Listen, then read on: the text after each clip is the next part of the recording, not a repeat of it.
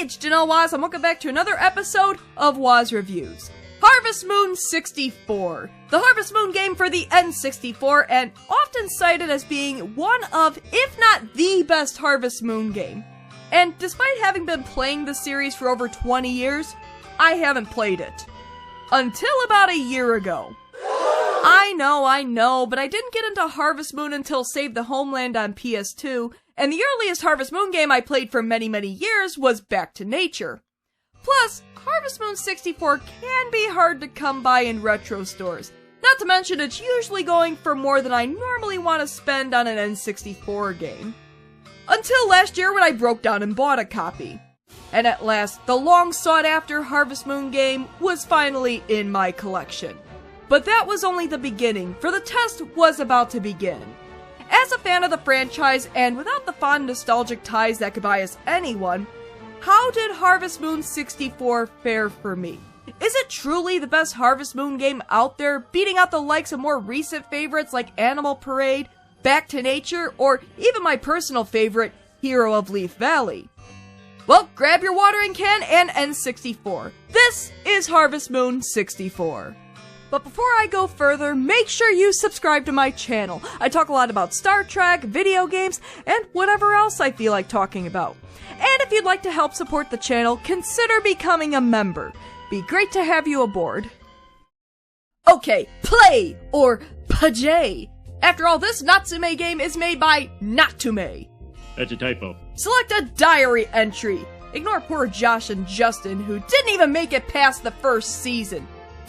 Lightweight, you don't deserve the first 2 slots. Name entry, birthday, farm's name, dog's name. Pretty standard for Harvest Moon, really. My farming journey is about to begin. Wait, what? The game just starts? No story introduction or anything? Well, that's odd. Usually an intro plays when you start a Harvest Moon game, setting the scene and any tasks you need to accomplish, like simply reviving your grandfather's old farm, or even something big like saving the entire town. Here, you press play, enter your data, and it goes. Yeah, the intro actually plays when you boot up the game. I don't know about the rest of you, but I rarely watch the intro before I press start, so I could have easily missed out on some important plot points because I just assumed it wasn't all that important. The scene is set on cherry blossom petals dancing to a soothing, laid-back song as a town square with locals comes into view, and a lone farmer in blue stands in the middle of the square. A picnic, perhaps? He's gone. It all happened so fast. Wait, a funeral? As it turns out, this is your grandfather's funeral, and this here is Flowerbud Village. Grandpa ran a farm here before his death, which looks like it hadn't been taken care of in a while. No crops, no animals, barely a house. What kind of farm is this? What a piece of junk! You take it upon yourself to revive Grandpa's old farm and impress your father in 2 years and a month's time. Okay, do what you think is right. Thanks, Dad! Did Grandpa say anything at the end? Well, did he? And this is where your game begins. Okay, Jack of the Bajor farm, let's get to work. This farm has a long way to go, and we need to get some cash flowing. Let's clean up some of the fields, buy some seeds, and plant and water them. Nothing fancy. Why is it getting dark already? I barely did anything! This was a major adjustment I had to make in Harvest Moon 64. The accelerated clock. In a typical Harvest Moon game, though, there are some exceptions. 1 second in real life is equal to 1 minute in-game. This usually means I can get all my farm chores done in a couple of hours in the morning, and spend the afternoons foraging for quick money and getting to know the townspeople.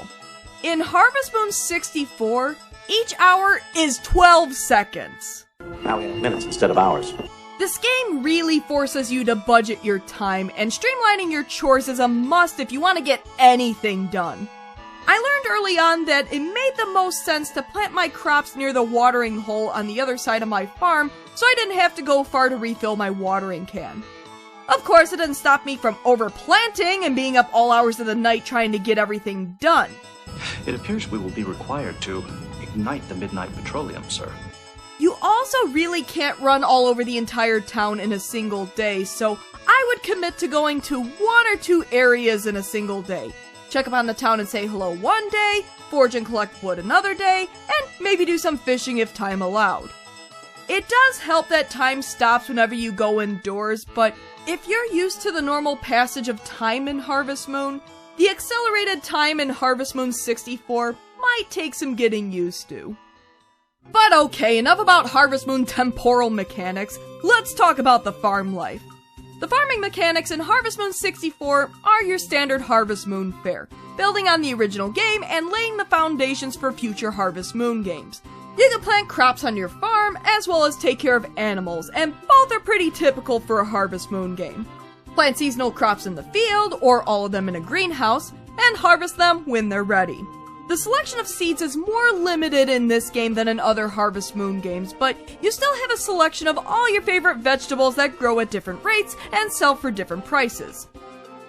But what's a farm without animals? In typical Harvest Moon fashion, you can keep chickens in your chicken coop for a daily supply of eggs, and cows and sheep in your barn for daily milk and occasional wool. However, unlike other Harvest Moon games, you can't process animal products to get extra cash. No mayo, no cheese, no yarn.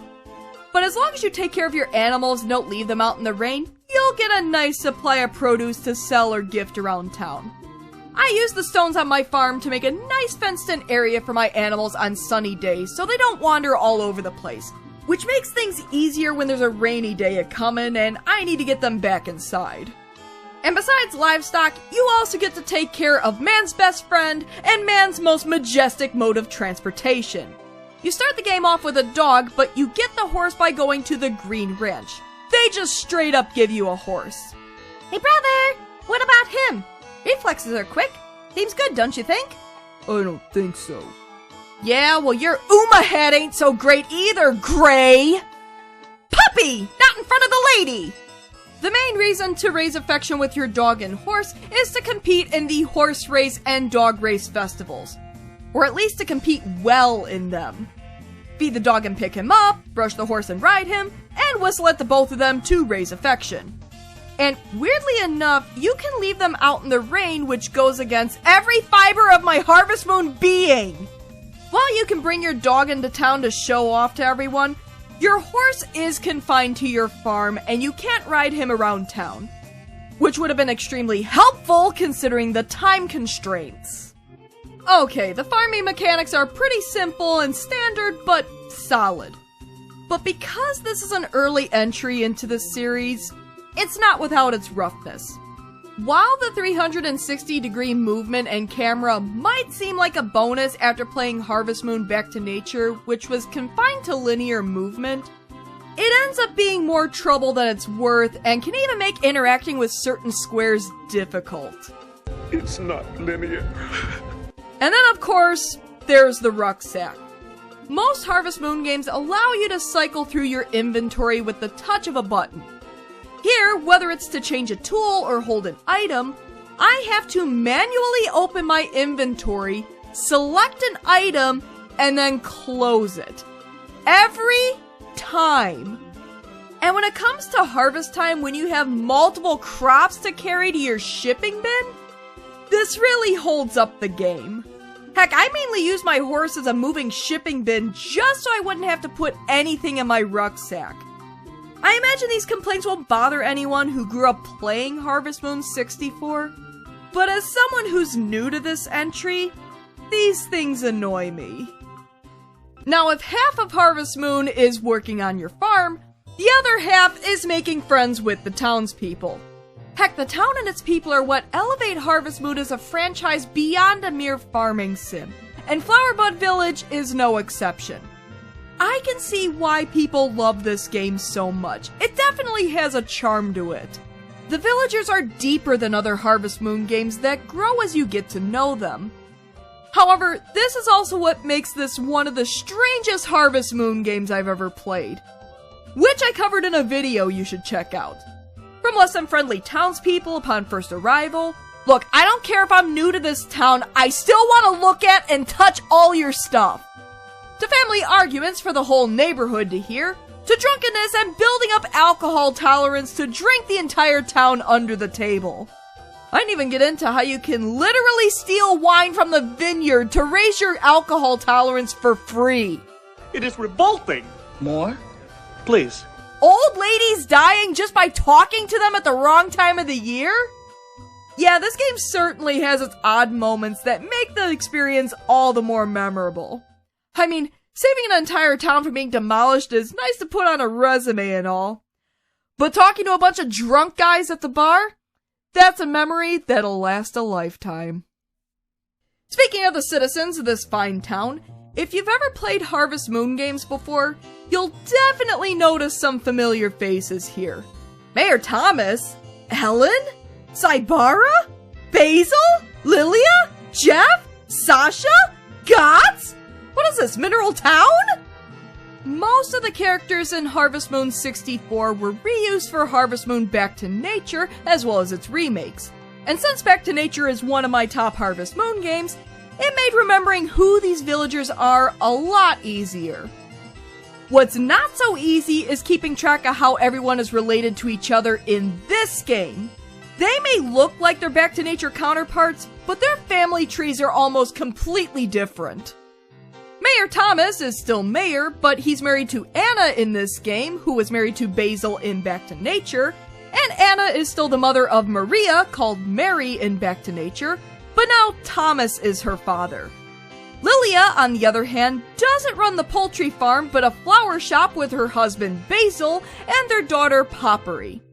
Rick isn't Poppery's brother, but rather Anne and Gray's cousin, who are now siblings. Heck, Jeff was Karen's father and Sasha's husband in Back to Nature, but here he has his eyes on Ellie, who isn't a nurse, but runs the town bakery with Jeff. I almost have to look at this game like an alternate reality because the characters are so different from Back to Nature despite being the same characters. That being said, I like how the characters have familial ties to other characters outside of their immediate family. It makes Flowerbud Village a more close-knit community than Mineral Town. They're not just individual characters in a town. They have history and roots with each other. Heck, it kinda explains why they're so cautious of you when you first arrive. You really are an outsider. They may have known his grandfather, but who exactly is this Jack of the Bajor farm? Heck, some people are just straight up rude to you. Huh? Who are you? Sorry, but I'm busy now. So, you're gonna inherit that farm? Sorry for laughing. Well, good luck. Nice to meet you too, Doug. I start grumbling when I drink too much. But there are some townspeople that are friendly, or at the very least polite, so I think I'm gonna like it here. Heck, if you want to pass Dad's final evaluation, you'll have to become a member of the community and make friends. And yes, you can lose this game if you don't work hard enough, but luckily it's not too difficult to pass. Just play the game as it was meant to be played. Take care of your farm and make friends with the villagers, and you'll be alright. And as a member of this fine community, you'll occasionally be asked to do some tasks for different villagers, like helping to build the hot spring, which you can use to restore some energy, a bridge which gives you access to the mountain, and a restaurant you can't actually buy anything from, and even watch some cows for Doug, the owner of the Green Ranch, which I failed miserably. What do you want from me? I took care of those cows like I do my own. How was I supposed to know you had to leave them outside even in winter? Feeding the cows doesn't matter. Dread it all indeed. Well, nothing a soak in the hot spring can't fix. You can also bond with your fellow villagers by attending festivals. It's competing for the admiration of the town on your animal raising prowess or how you look in a swimsuit. I'm just kidding, it's a swimming race. Heck, half the contestants won't even remove their hats for this race. It's the men of Harvest Moon, ladies and gents. Some of the festivals have a more solemn tone, and others make for great dates to get to know one of the local ladies. Even has these cute little dances.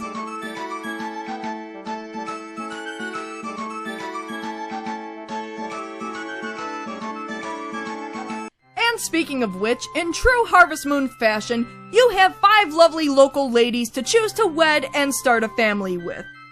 There's Poppery, who works at her parents' flower and seed shop, Ellie from the bakery, Anne from the Green Ranch, Maria the librarian, and Karen the Karen. Where are you from? Well, it doesn't matter. You'll be gone soon anyways. Don't talk to me so much. She's perfect! But her standoffishness doesn't last long due to a little glitch. I can get her to like me in no time at all after showing her my dog a bunch of times.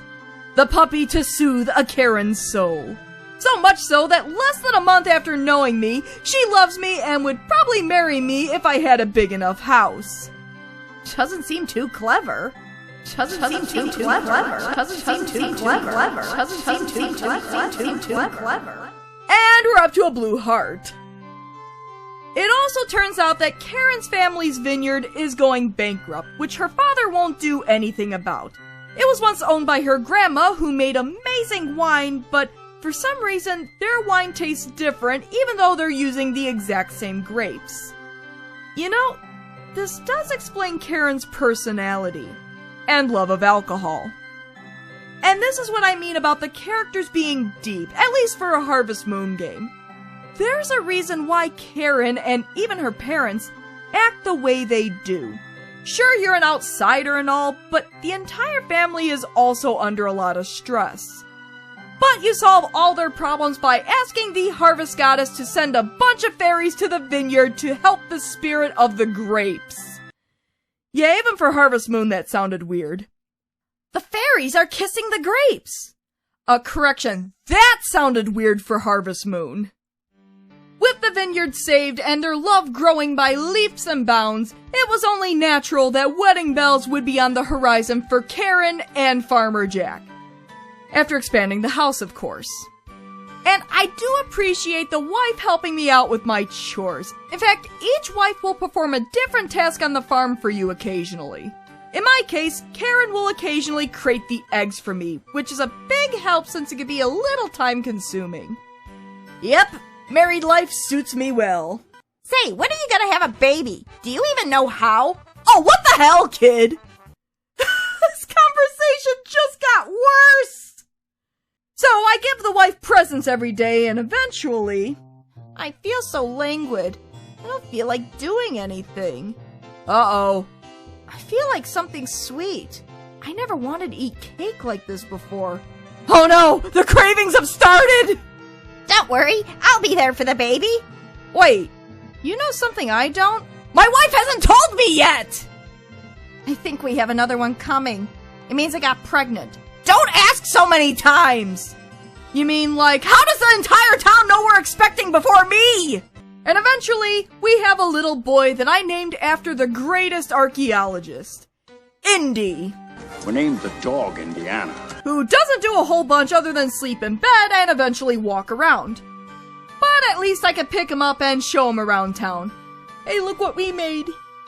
But the sexy newcomer farmer isn't the only one who can share in the joys of marriage. Each bachelorette has a rival that she can eventually marry and have kids with if you don't. And the poor guy that you stole his girl from? Sorry, Kai, you're just going to be alone forever working on her parents' vineyard. And to be honest, by the time you get married and have a kid, chances are you've built all the house expansions, are rolling in dough, and are looking to fill up the remaining time before dad arrives to evaluate you, so you might as well befriend your neighbors if you haven't already, and marry off the rest of the town. Poppery and Cliff move into the Green Ranch when they marry Gray and Anne, and Poppery plants some flowers around the place. Nice. Cliff and Anne, on the other hand, my wife's doing fine. She scolds me every day. You know, Cliff's become a real fighter. I had a fight with my wife last night, but we made up this morning. Should I be concerned about those two? There's also Ellie and Jeff, and there's a little bit of an age difference between them. Jack, I'm getting married with little Ellie. I had nothing on that. And then there's my boy Harris, the shy postman who spends his day delivering mail, pondering the mysteries of postal service, and his evenings pining over the shy librarian Maria at the bar. Heck, if it wasn't for me giving him fresh milk from my farm, he would have never asked her to marry him. This guy is just so wholesome. Heck, he was good enough to become the Harvest King and choose someone to ride in a hot air balloon with him. Well, he's married, so he'll probably choose his wife or something. Can I ask you, Jack? Woohoo! Balloon ride! Yep, just a couple of bros riding in a hot air balloon. Hope Maria isn't too mad. My husband's always talking about Jack this and Jack that. But now we've come to the final evaluation, the tallying up of stats, from how well you run your farm to how well you get along with the entire town, and even collecting stuff throughout the game. Stuff like photos for your photo album, which you collect at various milestones like getting married, having a kid, building up your farm, winning races, being a hunk in a swimsuit. One of the stats is how many recipes you've collected from people around town when you give them a specific ingredient, which you can't even cook even though you have a kitchen. Yes, everyone trusts him. He seems to do pretty good with the girls. He's a pretty healthy guy. Well, he seems to like animals. You still upset about those cows, Doug? I'm sorry! I fed them and kept them out of the cold! What more do you want from me? Everyone sings the praises of Jack of the Bajor farm. And Dad agrees I've done a pretty good job and can stay. Though I need more animals, apparently. And then the boys show up to meet Dad. I came. Poor Gray, probably forced to come here by his wife. Jeff! Cliff! Harris, my guy! Oh, you're his father? He's always a big help. Yep, just me and the boys, the wife and Dad and the kid, enjoying the end of the game. Was it your grandfather's wish that you run the farm? What were his last words? Yes, finally, we get to find out! You couldn't make out what he was saying? Well, at least I figured out what he wanted to say, whatever that was. And after the credits play, you're free to continue playing as your little heart desires, but I was ready to move on. And that was Harvest Moon 64. So, in my opinion, is it the best Harvest Moon game? Probably not. Is it, however, one of the best Harvest Moon games? Yeah, I could see that. This is probably not the glowing review that you all were expecting, but don't get me wrong, this game has a lot going for it. Sure, the farming isn't anything extraordinary from any other Harvest Moon game, but I like how the characters are handled and how the town feels like a tight-knit community. The characters have backstories and they grow as you get to know them. Heck, even Flowerbud Village grows with the hot spring and the bridge to the mountain. And even the weirder moments get a laugh out of me and make the experience memorable. But it's the little things that keep this game from being the best for me. The accelerated clock does make the game more stressful, and I want to relax while playing Harvest Moon.